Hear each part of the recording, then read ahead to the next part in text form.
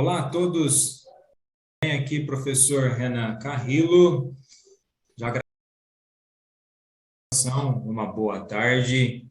E como sempre, em respeito à atenção, o tempo de todos, eu sempre convido ao canal feras, né? Pessoas grandes com muito a falar, com sabedoria, com autoconhecimento.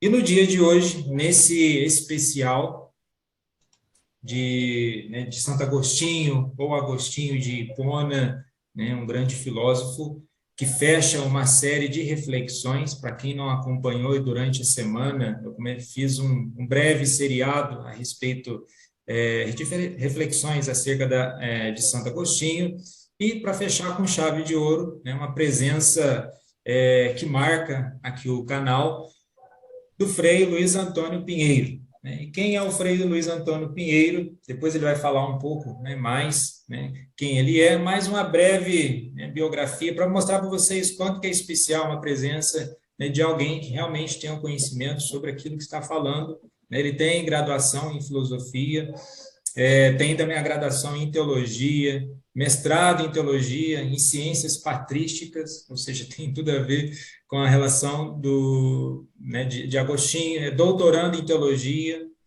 Então, assim, e tem muito conhecimento da história, da própria teologia e da espiritualidade agostiniana. Então, seja bem-vindo, Frei Luiz Antônio. Boa tarde, professor Renan, boa tarde a todos aqueles que participam. Uma alegria estar aqui com você nessa tarde e me sinto muito honrado pelo convite de participar aqui do seu canal falando sobre esse homem tão apaixonante que é Santo Agostinho. Maravilha. O senhor já traz aí uma palavra importante, né? Esse homem, então, é apaixonante, né? E era apaixonado pela vida, né? E falando nessa questão, né, da paixão pela vida, até pela proposta, né, da temática de hoje, Santo Agostinho, né? O pré-medieval e um homem, o que que ele tem para dizer nesse mundo pós-moderno, né? Você fala, nossa, mas uma pessoa de mais de 1.500 anos atrás, qual que é a atualidade nessa perspectiva em relação da paixão pela vida?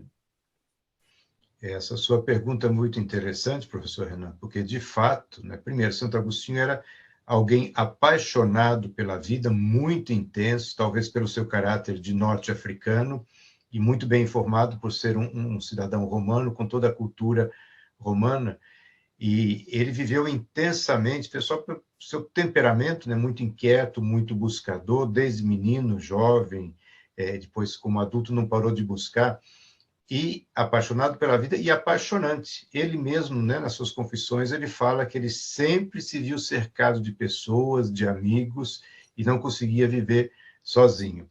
E exatamente por isso, ele é alguém que tem uma mensagem, digamos assim, perene para nos transmitir, não é?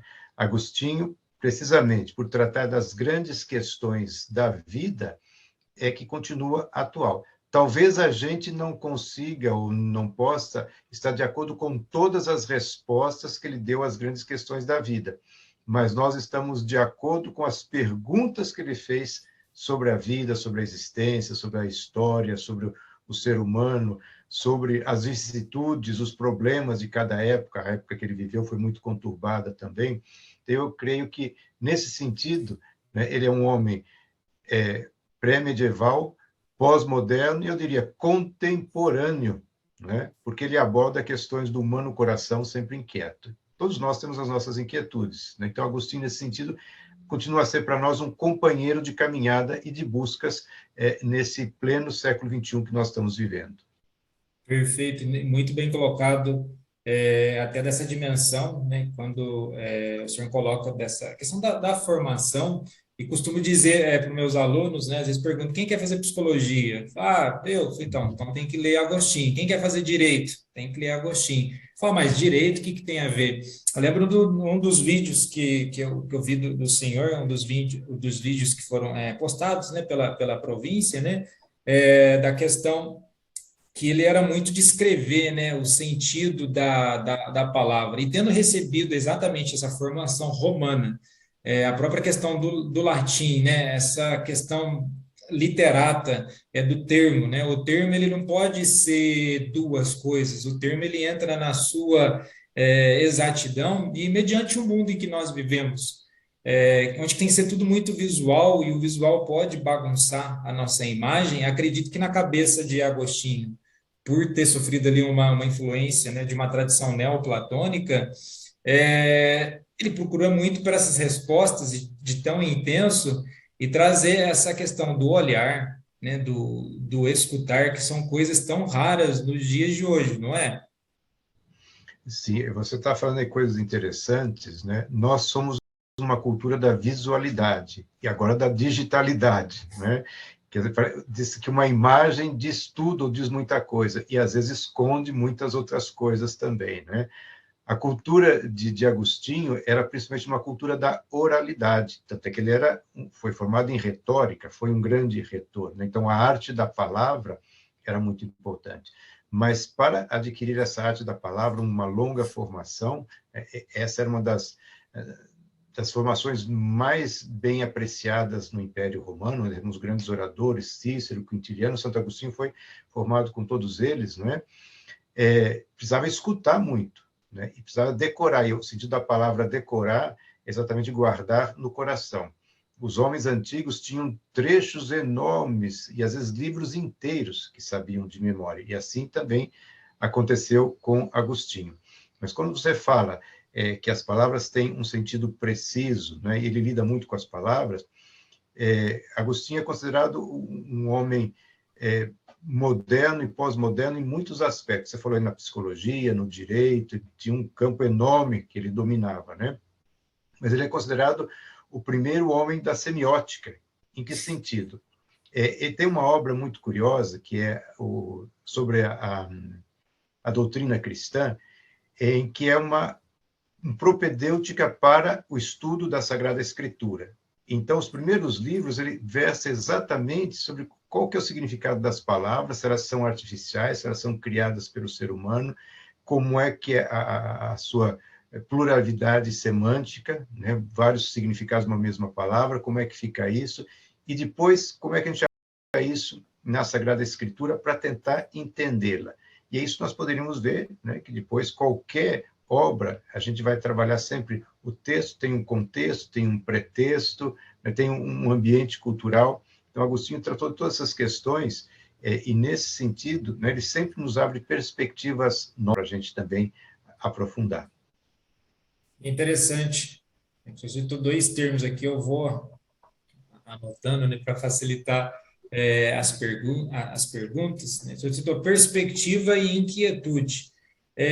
De que forma, que às vezes as pessoas vão falar, quando a gente fala de espiritualidade, a espiritualidade ela tem uma dimensão não só no caráter religioso da doutrina, né? A espiritualidade ela faz parte do movimento da vida do ser humano, né? E isso é muito presente. Aí fica o convite àqueles que não tiveram a oportunidade, né, de lerem, né, uma das grandes obras, né, das mais de 93 que ele escreveu, Confissões, que trata exatamente dessa inquietude. De que forma, né? O senhor colocou aí a perspectiva e inquietude. Embora seja difícil, né, condensar, sintetizar isso, né, em um momento curto de tempo, como que hoje, nesse mundo, né, rápido, né, da rapidez, né, essa modernidade líquida, né, que traz que as coisas têm que ser absolvidas muito rápida. Acredito, às vezes paro para imaginar se ele se deparasse com a situação, ele fala, nossa, como assim absolver as coisas, né? Eu nem apurei o sentido pleno de determinado conceito, agora eu já tenho que absolver e já transformar. Para as pessoas que estão me escutando, na questão da espiritualidade, como que Agostinho ele pode, né, nos socorrer nos dias de hoje, trazendo uma dimensão de mais calmaria. Uhum. Você citou aí uma das maiores obras de Santo Agostinho, talvez a mais conhecida, suas Confissões, né? E logo no início ele tem uma frase que é uma frase emblemática, que não é só uma frase de efeito para a gente colocar, como gosto de de brincar, né? Nos cartazes, nos corredores dos colégios, né?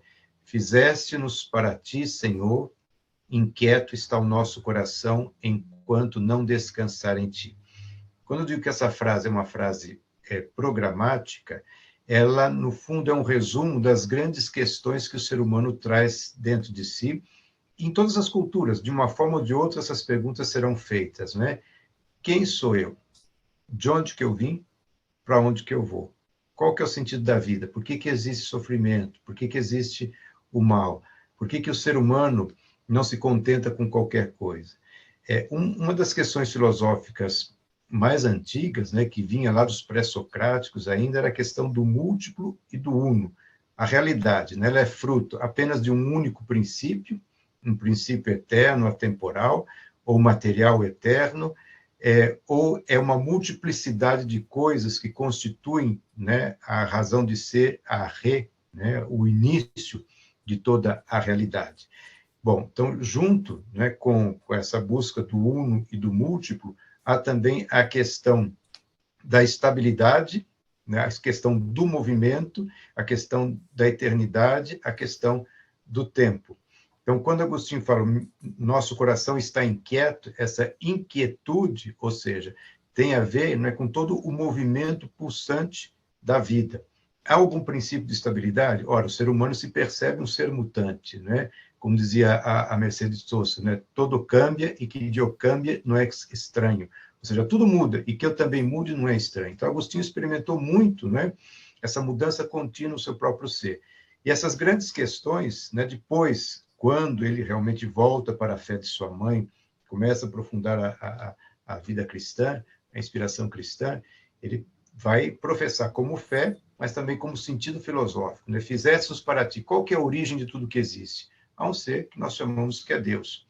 O nosso coração está inquieto. A vida humana é uma contínua peregrinação, uma contínua transição, um contínuo movimento. Então, nosso coração, ele não se contenta com qualquer coisa, ele quer coisas grandes, ele quer algo que lhe dê estabilidade. Estabilidade aqui não é um paradeiro total, mas é que lhe dê aquela segurança, que lhe dê realmente um sentido para tudo que ele faz. Estará inquieto enquanto não descansar em ti. E ele vai traduzir tudo isso, né? A origem de tudo que existe é o amor. O que nos sustenta é o amor. Aliás, uma das frases famosas dele é: o amor é meu peso, por ele sou levado onde quer que eu seja levado. Né? E o destino final é também o amor. Então, no mundo que a gente vive, em profundas mudanças, né, talvez uma das características do nosso tempo, das mudanças sempre houve, é que elas são rápidas demais. Aliás, um dos epítetos, né, uma das características do mundo contemporâneo é chamada a era das acelerações. Tudo é muito acelerado. Então, as pessoas têm que produzir, as pessoas têm que pensar, as pessoas têm que, qualquer coisa está passando, quer outra logo em seguida. E aí tem um outro aspecto ligado à dimensão da inquietude e da busca, que é a interioridade. Ou seja, outra frase de efeito de Santo Agostinho que espelha um pouquinho essa sua busca, né? Olha, não saias para fora de ti, né? Volta para a pessoa interior, porque na pessoa interior habita a verdade. A verdade é o próprio Deus, esse sentido de tudo que existe. Então, espiritualidade aqui não é simplesmente práticas religiosas, práticas piedosas, identificar-se com uma religião, esta ou aquela, mas é responder ao profundo anseio do coração humano, né, do seu espírito, né, que o faz caminhar, que o faz buscar. Ora, todo ser humano tem isso, né? Nós temos isso. Então, também não vai ser qualquer coisa que vai nos satisfazer hoje. Então, o que pode nos dar calmaria? É esse retorno para nós mesmos. Então, nesse sentido, Agostinho é também um mestre de interioridade que nos faz voltar para nós mesmos. Nas Confissões tem uma expressão, vou falar de forma mais livre, né, que diz assim: olha, tem pessoas que viajam, né, para conhecer cidades diferentes, para conhecer o fluxo dos rios, mares outros, montanhas altíssimas, né, lugares em profunda depressão na Terra, mas não fizeram a viagem mais apaixonante, que é para dentro de si mesmo. Né? O nosso interior é um mundo, né? A gente precisa saber explorá-lo. E Agostinho nos ajuda a fazer isso, certamente. Interessante que coloca em tudo isso, é um mergulho, né, para dentro de si. E a interioridade, ela não pode ser consumida, né, mediante o mundo que nós vivemos, né, do alto Uhum. consumo. As pessoas acham que a vida ela é para ser consumida, de altas emoções, e as altas emoções, embora muitas das vezes provocadas, né, por questões exteriores, mas a grande descoberta do ser humano é ser interior, e não é novidade de que ainda nesse período se intensifica, né? O ser humano nessa busca, livros de autoajuda, palestras de coaching. Aqui não é uma crítica a isso. Isso mostra Uhum. exatamente que ele já apontava para o caminho, né? Vamos despertar para dentro de si, né? O despertar não é para fora, porque a própria realidade, né, ela é uma instância, né, aí entra na questão da própria memória, né, que ele trata ali nas confissões, é para dentro de si, né, esse tesouro, né? E em paralelo a isso, essa questão da consciência, né? As pessoas elas se sentem cansadas, porque exatamente elas têm que ficar consumindo o tempo todo. Uhum. E acredito, né, que o senhor deva conhecer, né, a sociedade do cansaço, né, do Sim. Byung-Chul Han, que ele mostra muito isso. E quando eu li isso aqui, eu falei, nossa, você lê e já volta lá. Eu falei, não, mas certeza. Aí você vai e pega um paralelo com as confissões. Eu falei, não, mas já está aqui, né? Já está aqui, Uhum. embora com outras palavras, né, em outras dimensões. Mas eu vou citar aqui, é um trecho que tem, não é do Byung-Chul Han, é do livro embora em esferas, né, em épocas, em mundos diferentes, o Nietzsche ele faz uma citação desse humano demasiado humano. Depois eu gostaria que o senhor comentasse sobre isso, referente a Agostinho, essa intensidade pela vida, mas o senhor colocou, né, a era da aceleração. E aí, no humano demasiado humano, ele coloca assim: por falta de repouso, nossa civilização caminha para uma nova barbárie. Em nenhuma outra época os ativos, isto é, os inquietos, valeram tanto. Assim, pertence às correções necessárias a serem tomadas quanto ao caráter da humanidade, fortalecer em grande medida o elemento contemplativo, né? É preciso voltar a contemplar a vida, né? Porque às vezes perde essa dimensão, para essa aceleração. Então, nesse aspecto, né, os dois comentários, o humano demasiado humano e na forma do senhor analisar, né, fazendo já um paralelo com a própria espiritualidade agostiniana ou a espiritualidade da vida, o ser humano ele perde muito nessa capacidade de contemplar a vida, entendendo a essência das coisas, embora seja difícil realmente chegar à essência, mas a essência daquilo que é o necessário para a boa vivência. É, você falou dos tempos que nós estamos vivendo, a atualidade de Agostinho para hoje, né? Olha, a pandemia nos colocou numa situação assim de refletir com grande profundidade sobre a história, sobre a vida humana e o próprio ser humano, né? O próprio confinamento, a própria revolução que nós tivemos na maneira de nós lidarmos com o tempo, lidar com as relações, lidar, né, com as nossas reuniões, com as nossas aulas, com o trabalho, enfim, né, nos coloca grandes questões. O que é que sacia o coração humano? O que lhe dá paz? O que o faz ser melhor? O que o faz conviver melhor?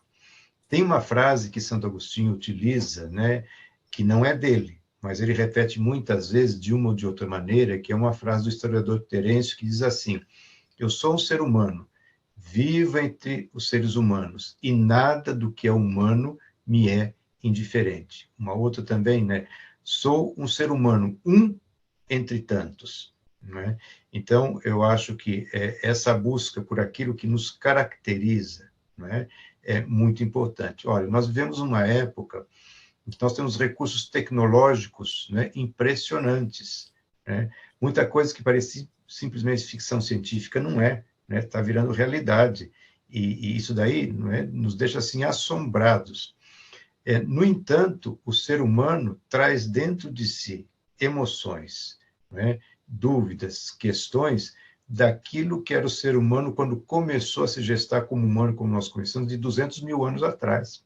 Você citou aí, né, essa frase que apresenta o livro desse filósofo, não é? Uma época de barbárie que nós estamos vivendo, né?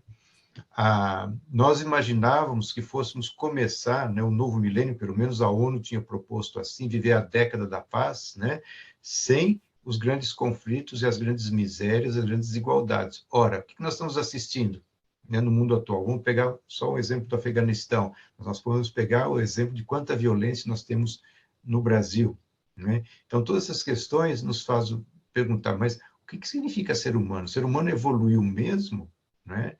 Então, é nessa medida em que a gente volta, né, para aquilo que é o mais profundo do ser humano, é que nós podemos também encontrar respostas, né, para o momento que nós estamos vivendo. Ainda nas Confissões, né, Agostinho diz assim, quando ele está naquela fase de busca, né, mais ou menos entre os 25 e os 32 anos, eu, de repente, me percebi como uma terra a ser lavrada, uma terra de muito suor. Eu me percebi como uma grande questão, né? Eu sou um abismo, uma profundidade, nem eu mesmo me conheço no mais profundo do que eu sou, né? Vamos pegar, por exemplo, a questão dos relacionamentos nessa época de confinamento, né? Eu li várias análises ou várias estatísticas que houve muitos casais que se separaram, né, durante a pandemia. O que significa conhecer o outro estreita, né? Então, todos esses temas, né, estão relacionados, né, com esse ser humano em profundidade. Não, mas é aquilo, né, que nos caracteriza em cada época que a gente está vivendo. E, nesse sentido, a nossa época nos oferece muitos desafios, né? Perfeito. E dentro dessa dimensão, bem citada e bem lembrada essa questão da pandemia, né, que trouxe, né, essa turbulência. E, de certo modo, algumas pessoas colocam, mas tudo que, de certo modo, apareceu, essas questões do relacionamento, a partir do momento que as pessoas se aproximam, acabaram que se distanciando, né? Meio que paradoxal, né? Meio que parece a fábula, né, do Schopenhauer, né, de que quando está frio, né, tudo se aproxima, mas parece que vira porco-espinho, né, que começa a incomodar o próximo. Mas, de certo modo, né, essa humanidade, e o senhor acha que aparentemente é o que demonstrou, esse aproximar verdadeiramente pode ter trazido à tona ou decantou uma realidade que as pessoas não conheciam, né? Aquela agitação do dia a dia, aquela água rápida que nós achamos que é verdadeiramente o rio, e quando tudo veio para uma certa, embora tudo trouxe uma mudança muito, uma coisa que nós não tínhamos histórico, né, disso tão recente, mas existiria que há muito tempo a pessoa não prestou atenção a isso, né? A questão da consciência novamente, né? Uhum. E recorro até a uma das cartas paulinas, né, que fala, né, desperta tu que dormes, né? Então pode ser que algumas partes, né, que estavam dormentes, elas vieram à tona e volta na questão da espiritualidade. O senhor concorda com o sentido que espiritualidade, até na perspectiva agostiniana também, a espiritualidade é uma busca de harmonia entre o belo e a verdade, né? Não beleza da questão estética, mas a beleza nesse aspecto. A espiritualidade é necessária nessa busca de harmonia? Espiritualidade, né, tem a ver com espírito, né? O espírito tem várias interpretações na filosofia antiga e mesmo na filosofia moderna e atual, né? No sentido agostiniano, espírito é aquela dimensão mais profunda do ser humano que o liga com o transcendente, né? Ou seja, é aquele hálito divino colocado no ser humano, né, que não é só barro da terra, que não é só psiquismo, né? Então, o espírito humano é aquilo que liga o ser humano com os outros seres humanos, com os outros seres vivos, com todos os seres, e depois com aquele que é o ser por excelência, a razão de todo o ser, que é o próprio Deus, né? Então, aí, quem é a força divina que se comunica com o ser humano e se comunica com toda a realidade? É o que nós chamamos de Espírito Santo. Então, não dá para fugir em Agostinho, né, de termos ligados a tradição cristã. Então, nesse sentido, a espiritualidade é o profundo desenvolvimento do ser humano naquilo em que ele é chamado a ser pelo próprio Deus. Todos os autores antigos da fé cristã, e também Agostinho, né, eles vão tomar como paradigma para entender o ser humano aquela frase que está em Gênesis 1:26, né? O ser humano foi criado à imagem e semelhança de Deus. Imagem é aquilo, né, que Deus colocou no seu início do ser humano. A semelhança é toda a potencialidade que ele tem que desenvolver para ser plenamente humano, de acordo com aquilo que Deus colocou nele. Então, nesse sentido, a espiritualidade é esse dinamismo do ser humano que vai de encontro, não é, aquilo com maior profundidade que ele pode ser. Então, nesse sentido, o belo, o bom, o justo estão intimamente interligados. E esse belo, bom e justo que nós vemos na realidade, que nós vemos nas pessoas, não é? No fundo já está dentro de nós mesmos. Por isso que nós conseguimos perceber também isso na realidade. Aliás, isso é muito neoplatônico, né? Nas Enéadas de Plotino, né? Esse tipo de reflexão lá está. Isso encantou, entusiasmou Agostinho. Agora, Agostinho vai aprofundar mais ainda e dar uma interpretação cristã, né? O que é esse belo, bom e justo, que se nós somos no mais íntimo de nós, nós vamos perceber, e também vamos perceber nos outros seres humanos. No fundo, é a imagem de Deus plantada, porque o sumo bem, o sumo justo e a suma beleza é aquele que nos criou. É o Verbo eterno Criador de Deus, né? Então, por isso, como nós, sendo criados à imagem e semelhança de Deus, trazemos em nós estruturalmente, né, essa dimensão do Espírito Divino, do próprio Deus, então não tem como nós também não percebemos isso dentro de nós e nos outros. Agora, é uma tarefa descobrir isso, né? Porque tem muita gente, né, que isso está escondido, isso está adormecido, né? Isso está, muitas vezes, vilipendiado, né? Destruído, aparentemente. Então, é necessário resgatar isso na pessoa para que ela plenamente se desenvolva espiritualmente. Então, esse é o sentido do movimento espiritual agostiniano. Movimento é vida, né? Costumo citar para os alunos, né? Fala até em tom de brincadeira, fala, já diziam dos grandes filósofos de tempos modernos, né? Ele falou, quem? Aí eu coloco a parte do filme, né? Tem um filme da Guerra Mundial Z, que eles têm que, na hora que eles param no lugar, eles estão fugindo, aí estão no apartamento, eles encontram com uma outra família, e o cara fica meio relutante, né, em querer sair do apartamento, e o ator principal, né, aí o filósofo famoso, o Brad Pitt, ele fala, movimento é vida, né, essas dimensões, né, e o senhor colocou, movimento tem a ver com tarefa, né, a tarefa, ela tem a ver com foco, né, uma objetividade da vida, porque afinal de contas, as pessoas falam muito do cansaço, né, citei aqui a questão, né, da sociedade do cansaço, mas o descanso só tem sentido porque a gente cansa, né? Ao final das contas, porque a gente só vivesse descansado, de certo modo a gente viveria em uma certa calmaria.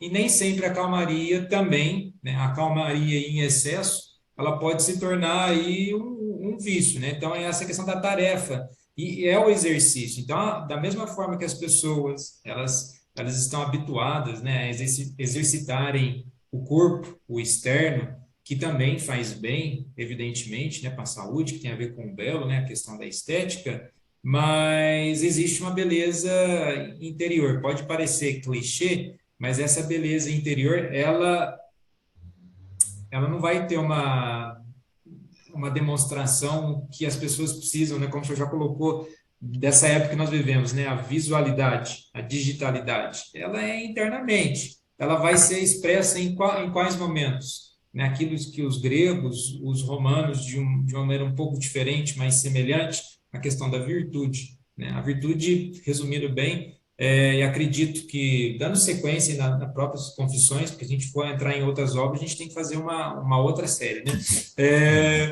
Mas dessa dimensão, o senhor concorda que virtude, né, simplificando aqui, o senhor concorda que virtude é a capacidade de superação de si mesmo? Tem uma frase de Santo Agostinho, né, que diz mais ou menos assim, olha, conhece-te, aceita-te, supera-te. Né? Então, a virtude, a palavra virtude, né, em latim, virtus, significa força, dinamismo. O vício é o contrário da virtude. Né? Vício é uma coisa, é um vigor, uma força, né, que vai diminuir. Não se esgota totalmente, mas é uma força que já não tem mais vitalidade. Né? Então, nesse sentido, pegando as imagens que você estava utilizando aí, né, cansaço e descanso. Né? O cansaço vem com o esforço que nós vamos fazendo continuamente para crescer, o exercício da própria virtude. Agora, o descanso degenerado, né, que não é fruto realmente de um crescimento, é a preguiça. Né? O exercitar-se na virtude, na força. Uma preguiça, né, é uma degeneração, é uma perda da força, é vício. Agostinho vai chamar isso de paixão. Né? E paixão aqui não é entendido naquele sentido que nós falávamos logo no início. Né? Santo Agostinho é um apaixonado pela vida, ele é apaixonante. Paixão aqui é aquele sentido daquela coisa que nos prende e nos impede exatamente de caminhar e de crescer. Isso tem a ver, né, com toda a dimensão que hoje nós chamamos de alienação, que é um estar perdido fora de si mesmo. Né? Por isso que Agostinho, do exterior para o interior, do interior para cima. Né? E tem aquela frase, várias vezes aparece nas confissões, né? Eis que eu estava fora, perdido, longe de mim, eu te buscava e não te encontrava. Né? Mas, de repente, eu voltei para dentro de mim e se acendeu uma luz, não qualquer luz como essa que nos alumia, né? Mas era a luz da verdade, era a luz da eternidade, né? Que me fez perceber onde é que estava a minha força. Né? E ele, entre várias orações dos solilóquios, por exemplo, nas confissões mesmo, ele diz assim, olha, eu sou frágil, eu sou limitado, mas tu és a minha força, né?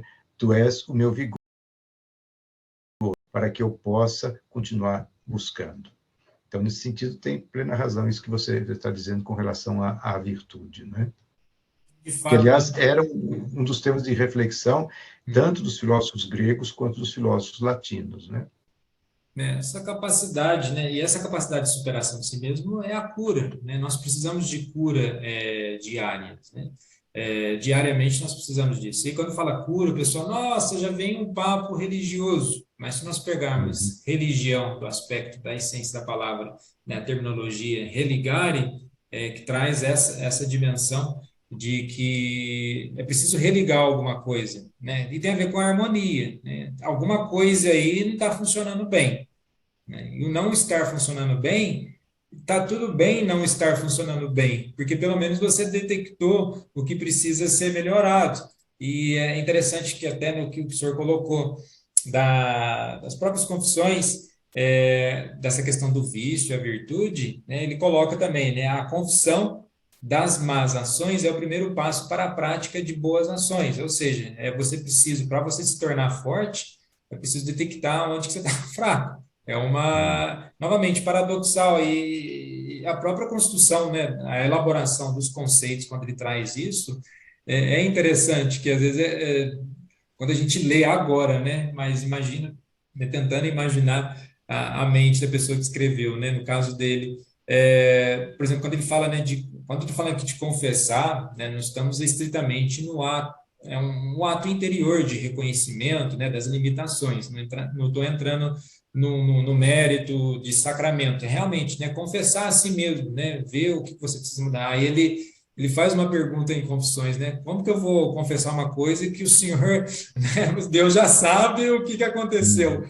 E na resposta dele, né, o senhor colocou no começo, a gente pode não concordar com a resposta, mas ele traz uma coisa interessante que, mesmo Deus já sabendo, quem verdadeiramente precisa saber e corrigir a rota e entender melhor como funcionam as coisas é o indivíduo que confessa, né, e não a Deus, né?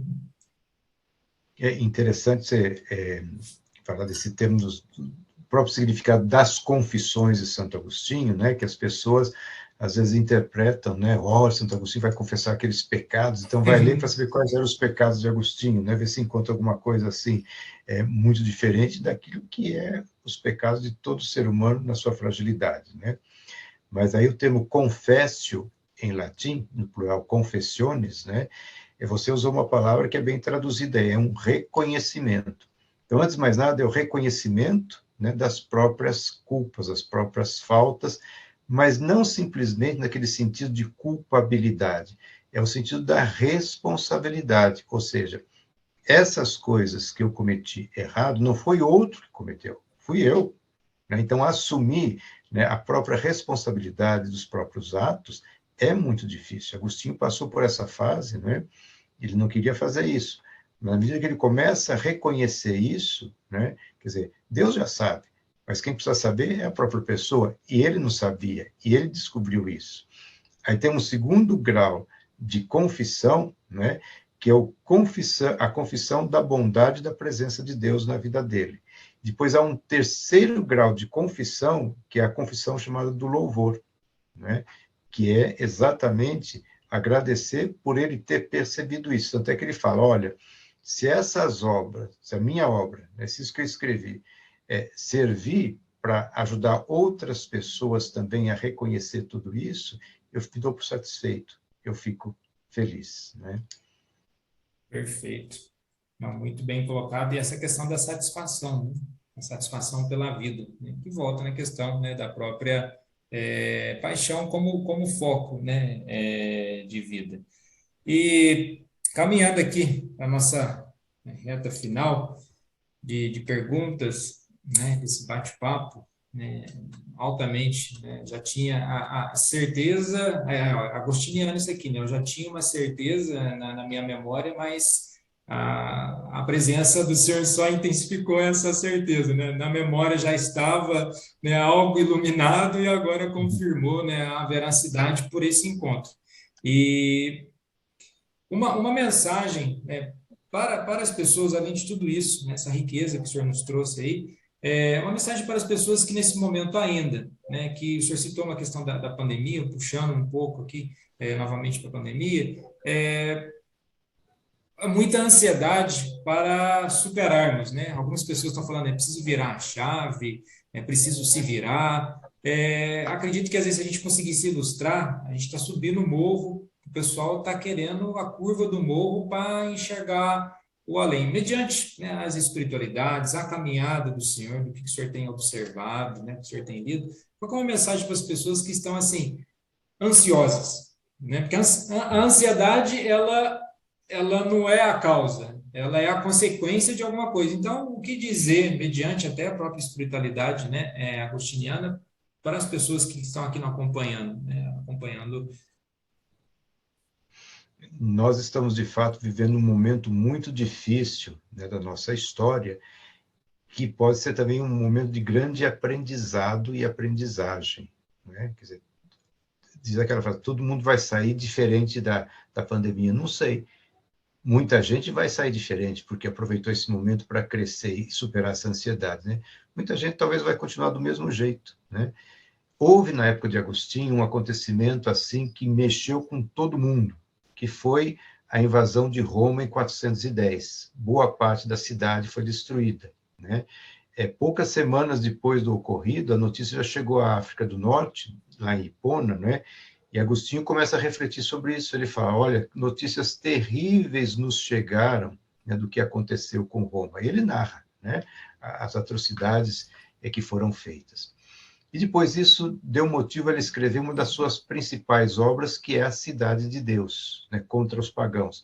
Porque os pagãos, né, acusavam os cristãos da destruição de Roma, exatamente porque os antigos deuses deixaram de ser venerados. Então o império estava em perigo, porque não se vivia a verdadeira religião. E Agostinho vai mostrar, né, que, na verdade, Roma caiu devido às suas bases injustas e à maneira como os homens estavam levando a sua própria história. Aí ele faz essa grande reflexão sobre a história, né? Mas a mensagem que eu quero deixar vai na linha do que você perguntou, né? É de uma das cartas dele, que ele diz assim, olha, vocês dizem, vivemos tempos difíceis, tempos terríveis, tempos duros. Ele fala assim, não, os tempos não são ruins. Quem são ruins, muitas vezes, são os seres humanos que fazem do tempo assim. O tempo não prejudicou ninguém. Mudem o coração humano, mudem-se a si mesmos e os tempos serão melhores. Aí não vai dar tempo agora, né? Uma das grandes reflexões de Santo Agostinho é sobre o tempo mais do que uma realidade exterior, simplesmente cronológica, é uma realidade interior. Não se reduz só a isso em Agostinho, né? Mas é a maneira como nós experimentamos as coisas. Tanto é que, em certos momentos, você pode passar um longo tempo e parece que passou em 1 minuto. E, às vezes, 1 minuto parece uma eternidade, né? Ou seja, como é que nós experimentamos essas coisas. Então, Agostinho nos ensina, né? Olha, quando você tem a capacidade de administrar, né, essa sua maneira de lidar com o tempo, de lidar consigo mesmo, então aí a sua ansiedade, né, pode diminuir, você sabe como lidar com ela. E é isso que todos nós precisamos fazer, né? Então, nós podemos fazer tempos melhores, porque essa capacidade está dentro de nós, e sabemos como lidar com as situações da vida e de nós mesmos, né? Perfeito, bem colocado, muito bem colocado, né? Profundas aí as palavras, e dando um gancho a isso, a pessoa que eu falo, professor, o mundo é muito cruel. Eu falei, não, o mundo não é cruel.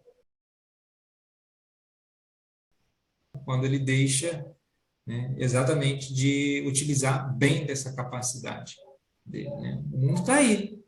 Não tem uma intenção do mundo contra ninguém. Não tem uma teoria da conspiração do mundo, da natureza contra ninguém.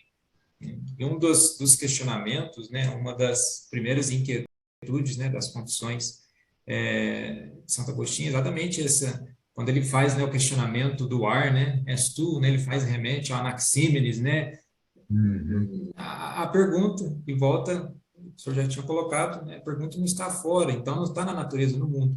Olha, né, nós temos, se o mundo está injusto, vamos analisar para as bases injustas da humanidade. Você citou a questão da cidade de Deus, né, que é, quem está ainda acompanhando, né, o terceiro episódio, né, da série, né, eu comecei lá nas Confissões da Cidade de Deus, e é exatamente nessa perspectiva, né? Olhar para as bases, olhar para a humanidade, né? Onde que a nossa capacidade está nos levando, né? Onde que as nossas reflexões estão nos conduzindo.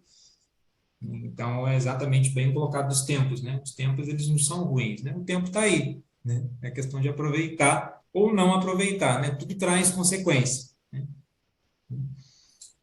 Muito bem, agradeço imensamente pela atenção, pelo tempo, né? Foi um tempo bem aproveitado, e uma frase final, né? E algo muito interessante, bonito também, hoje, dia 28 de agosto, né? É a memória de Agostinho, né? Mas no dia de ontem, é a memória de uma grande mulher, né? Que teve, falando em tempo, uma mulher que teve muita paciência, né? Então, tempo e paciência. Rapidamente, como o senhor relaciona aí com essa sabedoria do senhor, essa questão de paciência e tempo em tempos de pandemia? Você citou aí a mãe de Agostinho, que foi uma grande presença e que perdeu, entre aspas, muito tempo com o seu filho, com os outros filhos, né? Sim. Naquele momento que eles estavam vivendo juntos, né, preparando-se para o batismo de Agostinho no ano de 386, lá em Milão, Agostinho diz que nos diálogos filosóficos, a grande sábia que estava entre eles, levando-os às questões mais importantes, né? E aí, talvez uma reflexão, assim, uma mensagem final, podemos dizer assim, o amor, né, para Agostinho, é a categoria central com a qual ele entende o que é o ser humano, a antropologia, o que ele entende, o sentido da história. Dois amores fundaram duas cidades, né? O amor é a chave de interpretação da Sagrada Escritura, o amor é a chave também da filosofia, né? Santo Agostinho tem muitas e muitas frases a respeito do amor e do seu significado, mas eu quero deixar essa daqui, não é? Para como é que nós podemos viver com paciência em tempos de pandemia, em tempos de convivência, em tempos de transformação. Coloca amor nas coisas que fazes e elas terão sentido. Retira-lhes o amor e tudo perde o seu sentido. Como o ser humano é um ser amoroso, ele vai amar sempre. Agora, é necessário educar o próprio amor. Que você amar a terra, você vai ser terra. Se você amar o amor, é o meu peso. Né? Ama e faz o que quiseres, mas que saibas amar para não simplesmente fazer o que quiseres e não amares de verdade. Perfeito, maravilha. Não poderíamos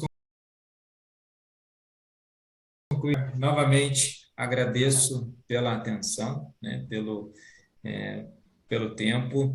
Espero a última vez que a gente possa abrir aí um canal, né, sei que o senhor é bem atarefado, e realmente essa gratidão, porque essa semana, né, acredito que seja uma semana, né, foi uma semana corrida, né, mediante as celebrações litúrgicas, né, e todos os outros compromissos, mas realmente fico extremamente feliz, e as pessoas que puderam aí nos acompanhar ou vão nos acompanhar, né, posteriormente, ter essa mesma sensação de felicidade com essa sabedoria, né? Essa nutrição, né? Para a alma.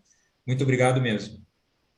Obrigado a você, professor Renan, pelo convite. Então, foi um momento muito agradável de partilharmos juntos, né, coisas que nos apaixonam e a paixão pela vida continua. Muito obrigado, sucesso aí, né, e que o seu canal possa também ajudar muitas pessoas a refletir sobre essas coisas que realmente nos tornam mais humanos e melhores.